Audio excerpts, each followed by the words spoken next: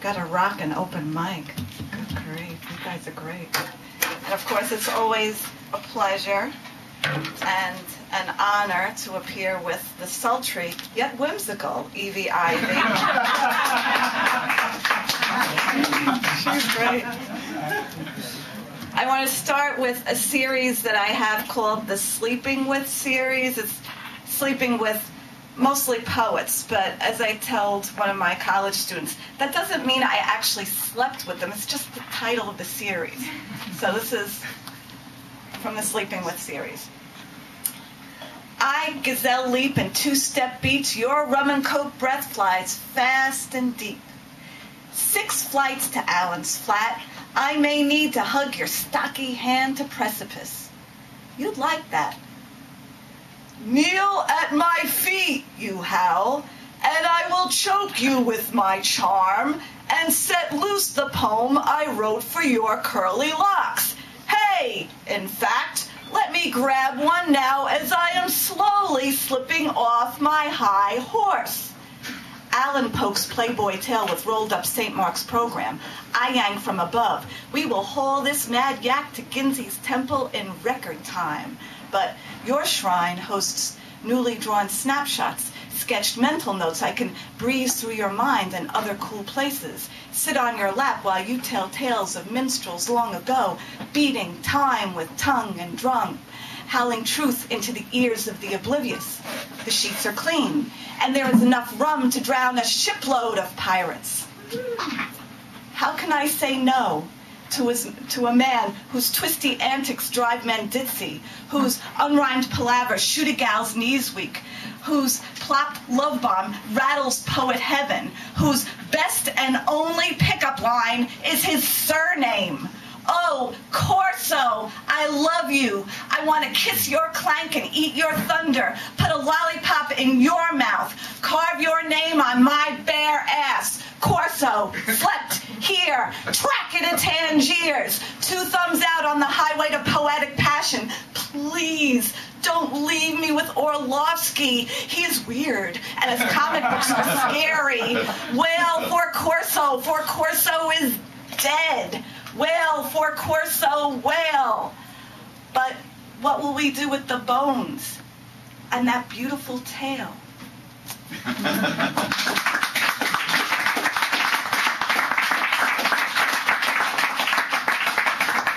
Thank you.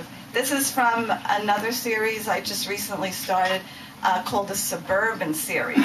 My husband and I were featured in an article in the New York Times. We were supposed to be emblematic of the couple with young kids that gets priced out of the city. Just to let you know, the 2-bedroom apartment in Harlem was $500 more per month than the 3-bedroom house in Scarsdale. This is true. And we don't have to use the private school. So this is called So You Think You Can Dance. My neighbor is watching a popular dance competition. The swirling images projecting from her parlor past the lace curtains, sashaying across the road to the porch, where I sit on a bench in the rain, scratching out a poem.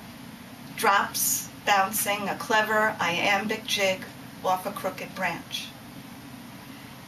In the morning, by the swings, the mothers will applaud Lisa's robust leaps and Sedgwick's tight black trousers and the low sultry dip and wonder how much glitter is sufficient to leap into the crescendo. When we get to the sandbox, I will mention the poem.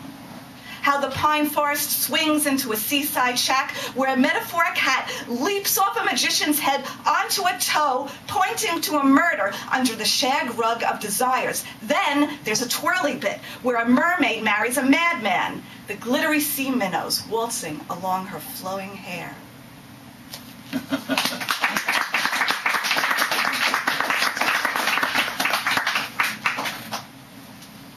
Mother's Day is Sunday, yes.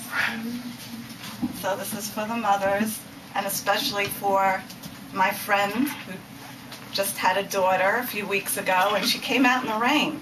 Thank you, Fiona. This is called Butt Sparkles and all that. I should say this was in Arabesque's review, winter 2007, just to plug them. Do I have sparkles on my butt? No, seriously, they would be red or maybe green, glitzy and obscene, the kind you find on scroll needle Christmas tree made from macaroni. I have a wobbly shoe, heel swung loose, giving horsey rides uphill in Bronx Zoo, path leading to polar bear and camel, another pack mammal. Here's the picture to prove it. He's the one with the hump. And plastic poo in pocket, Winnie, not stinky, but I have that too, diaper and backpack, too old to be new, soaked through, and paper, of course. Even the green-minded of us would have to admit Pampers are a plus. After all, they decompose by the time the kid's 20. I can live with that. And a bendy twig. You should not be without this handy gadget when out and about. It's a candy cane, trumpet, conductor's baton, a knight's gray steed, a wizard's wand. It can twirl, spin, and float, and it's perfect for giving your brother a poke. It can stick in my head like a prickly hat. It's a shooting star, and I grab it. Can you do that? And a family portrait. You see, there's me in the triangle frock. Death grip neck, flare below knee.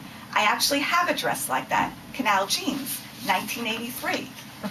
And a segment of sandwich, grilled cheese cheddar. Could be tasty, but it's raisin bread lined with peanut butter, rejected by Sheep Meadow Duck, who couldn't believe I had the guts to pass it off as fit for fowl. And this luxurious two-ply, wet strength tested, tough weave constructed, community Kleenex, soaking up wetness in one swift swish, packing more punch than a Petri dish.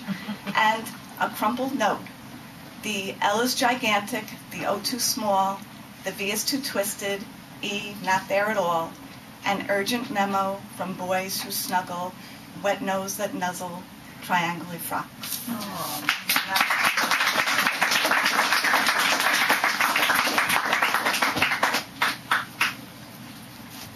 This is another from the Sleeping With series. I imagine him ambling down Bleecker, looking both ways before crossing Houston, turning his nose into a deli on Delancey, and sinking his teeth into a pastrami sandwich. I spot him petting a German shepherd, giving a coin to the Irish beggar woman, sipping some green tea in Chinatown, peeling a ripe plantain. Now he is humming a hushed hymn of praise to the Union Square daffodils, to the sweeping scarlet horizon, to the sunstruck swallows, the impassive steel bridge, to Gutenberg, to the smokestacks feeding the presses. And look, now he is bending down to stroke a Central Park sheep.